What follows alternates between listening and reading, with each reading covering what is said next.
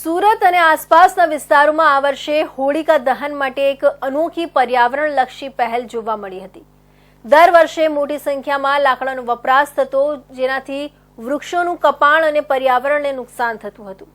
જ્યારે હવે સુરતના પાંજરાપોળ અને ગૌશાળાઓએ ગાયના છાણમાંથી બનાવેલી ગૌકાષ્ટ એટલે કે ગૌસ્ટિકનો ઉપયોગ પ્રોત્સાહિત કરી પર્યાવરણને બચાવવા માટેનો એક નવો રસ્તો અપનાવ્યો।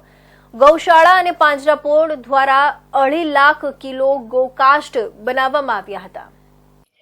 હોળિકા દહન માટે દર વર્ષે લાખો ટન લાકડાનો વપરાશ થાય છે, જે કારણે અનેક વૃક્ષો કપાઈ જાય છે। લાકડાના દહનથી કાર્બન ડાયોક્સાઇડ અને અન્ય નુકસાનકારક વાયુઓ હવામાં ફેલાય છે, જે પ્રદૂષણ વધારવામાં યોગદાન આપે છે। સુરત પાંજરાપોળ દ્વારા ગૌકાષ્ટ એટલે કે ગાયના છાણમાંથી બનેલા લાકડાના સ્ટિક્સ વિકસાવવામાં આવી છે, જે લાકડાની સરખામણીએ વધુ સસ્તી અને પર્યાવરણ માટે અનુકૂળ છે। ગૌકાષ્ટનો ઉપયોગ કરવાથી વૃક્ષો બચી શકે, હવામાં પ્રદૂષણ ઘટાડીને ગ્રીન હાઉસ પર અસર ટાળી શકાય, ગૌશાળાઓમાં રહેલી ગાયોના સંરક્ષણ માટે નાણાં એકત્ર થઈ શકે, વૈદિક રીતે શુદ્ધ અને પર્યાવરણ મૈત્રી હોળી ઉજવી શકાય છે। સુરત પાંજરાપોળ અને અન્ય ગૌ સંસ્થાઓએ ગીર ગાય અને અન્ય 12,000થી વધુ તરછોડાયેલી ગાયોના છાણમાંથી ગૌકાષ્ટ તૈયાર કરી છે। એકંદરે 30,000 કિલો એટલે કે 30 ટન ગૌકાષ્ટ બનાવવામાં આવ્યું હતું। સુરતની 10 ગૌશાળાઓ દ્વારા કુલ 250 ટનથી વધુ ગૌસ્ટિક તૈયાર કરવામાં આવી છે। સુરત ઉપરાંત વાપી, નવસારી, ભરૂચ, આણંદ અને વડોદરા સુધી આ ગૌસ્ટિક મોકલવામાં આવી હતી। એક ગૌકાષ્ટ સ્ટિક બનાવવામાં ગાયના છાણ, વેસ્ટ, ઘાસચારો અને મશીન પ્રોસેસિંગનો ઉપયોગ થાય છે।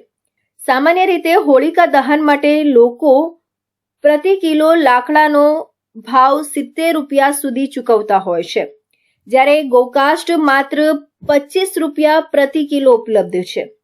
આથી આ માત્ર પર્યાવરણલક્ષી વિકલ્પ જ નહીં, પણ આર્થિક રીતે પણ સસ્તું અને લાભદાયક છે। જે આપે કહ્યું એમ વૈદિક હોળી એટલે કે ગાયના છાણમાંથી બનાવેલ છાણ અને ગોબર સ્ટિક એ બેનો જે ઉપયોગ કરીને હોળી પ્રગટાવવામાં આવે છે તેને વૈદિક હોળી કહીએ છીએ। ખાસ તો અત્યારે વસંત અને શિશિર ઋતુ એના જે સંધિકાળ દરમિયાન જે વાતાવરણ કલુષિત થાય છે, વાતાવરણમાં જે વાયરસ પેદા થાય છે, એનો જે નાશ કરવો હોય તો આપણે જેટલી પણ વધારે વૈદિક હોળી પ્રગટાવશું એટલો એ ઝડપથી કલુષિત થતું વાતાવરણ બચશે, પર્યાવરણની શુદ્ધિ થશે। બીજું, જેટલા લાકડા ઓછા કપાશે એટલા આપણા જંગલો કપાતા બચશે। અને જો ભાવની વાત કરીએ તો આજે ગોબર સ્ટિક છે એનો 20 થી 25 રૂપિયાની વચ્ચેનો ભાવ હોય છે, જેની સામે લાકડાનો ભાવ છે 45 થી 50 રૂપિયા। સાચી વાત છે। શહેરીકરણ થવાથી લોકો જે લાકડાની હોળીનું પ્રાગટ્ય કરતા હતા, હવે આપ જુઓ કે લાકડાની હોળીથી આપણને કેટલા બધા નુકસાન છે।